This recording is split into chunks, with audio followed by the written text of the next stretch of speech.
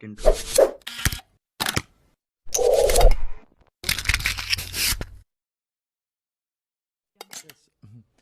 The Holy Eucharist, and specifically the Holy Communion, the sacred host, is not an idea, and even is not a sacred thing, but a sacred person, even a divine person, Jesus Christ our Lord, who is present really, substantially, and with all his divinity in this little sacred host.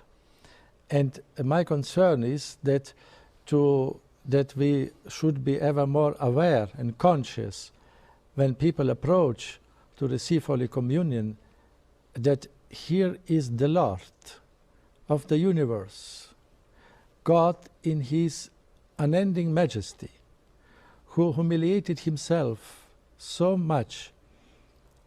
It not only he be incarnated to accept and assume our human nature, but he went even more further. He humiliated himself to this state of being in Eucharist, defenseless. And so he was delivered in our hands. We can make with him what we want. And so I think especially in the moment of Holy Communion is the moment of the most intimate possible encounter, meeting with the Lord in this earth, with our God, incarnated. And so this moment of Holy Communion has to be a very sacred moment, a very we have to pay so much attention, to take time, and this moment has to be solemn, sacred. But unfortunately, when I came in the West world, from the experience of the underground church, for my family, for my mother and all, it was a great shock and a very great sadness that we noticed that especially the moment of Holy Communion became so superficially, so banal, especially with the form of receiving Holy Communion directly in the hand and touching the Holy Host with the fingers from the palm of your hand, and then to put yourself, the Holy Communion, in your mouth. And then all the consequences which flow from this, I would only say four, which are evident and which you cannot deny. Firstly, the loss of the fragments, of the little fragments of the host. Mm-hmm. This loss is very big. It is, and so we expose our Lord. In every little fragment is the whole divinity present, real present. Yeah, see, that's one important thing to focus on. Sometimes you almost get a sense that people think if it breaks off, a fragment breaks off from the host, then it's not really the Eucharist anymore. It is. And it is the Eucharist. Because this is a dogma of our faith. In the Council of Trent, it is a dogma that in each even most little part of the host is the whole Christ present. And therefore, this is a dogma. We have to behave oneself according to our dogma. And in this manner of receiving Holy Communion in hand, with this, we expose our Lord to so a great loss of fragments. So they can be attached on the palm of the hand, in the two fingers, and then between the priest and the communicant there is no plate. It fall all down. Mm-hmm. Even in our country we have no communion in hand, thanks be to God, and we are using only always a plate. A pattern. A pattern.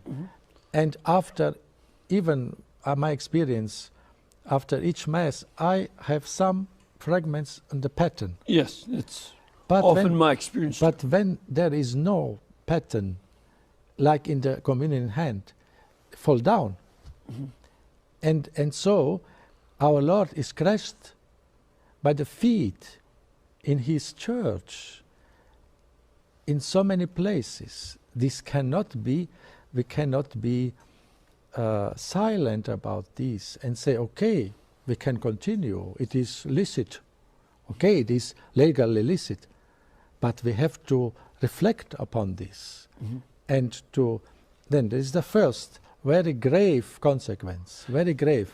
And if I might just add something from a priest I met who had been in a communist Chinese prison, and hosts had been smuggled into him. And what he would do is consecrate he was given wine and bread smuggled by his mother. And he would break off into tiniest fragments to make sure each priest could receive even a fragment of Holy Communion. And this was all that, and it took years to be able to get that. And so this was very precious for their experience. To treat each fragment and risk their lives doing it. It's very impressive for this example of you.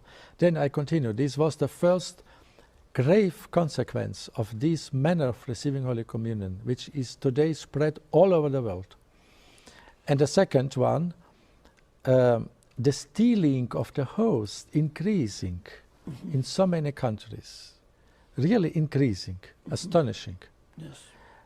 And so we expose our Lord to stealing the host. And then the next consequence, objectively I speak. I not speak about the interior attitude of the people who receive Holy Communion in hand, to be clear. I speak on the objective situation. The third consequence is that this form of receiving the Lord, the holiest of holy,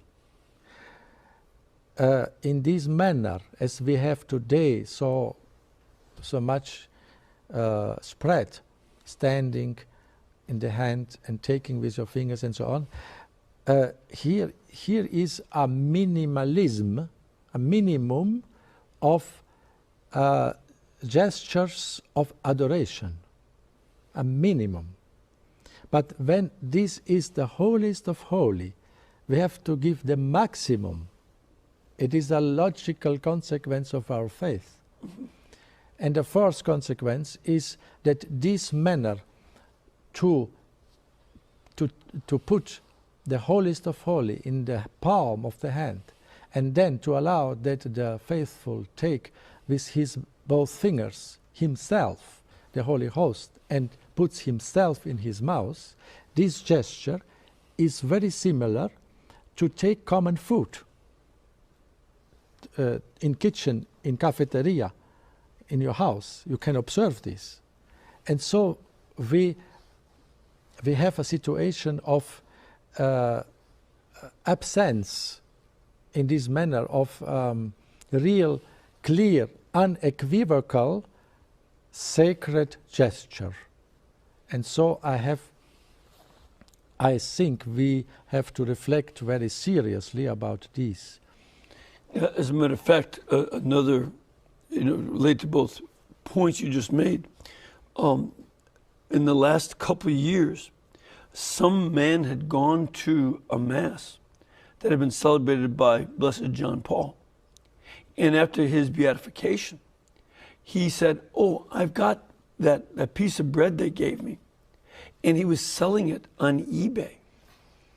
Yes. And so, and he wasn't trying to steal it. He thought of it as a souvenir. And the Knights of Columbus paid him, but they also talked to the eBay people and said, "Please do not put such things." As you said, this is too sacred for us to have, put on eBay for sale. Yes, but this is one of the examples, but these examples are so many, countless. Yes. And therefore I think we have to wake up, stop, kneel down, adore your Lord. It is logical. When the angels in heaven, in the Apocalypse, they prostrate in front of the lamp, but we have the lamp of God in the host. They prostrate themselves. We not. Why not?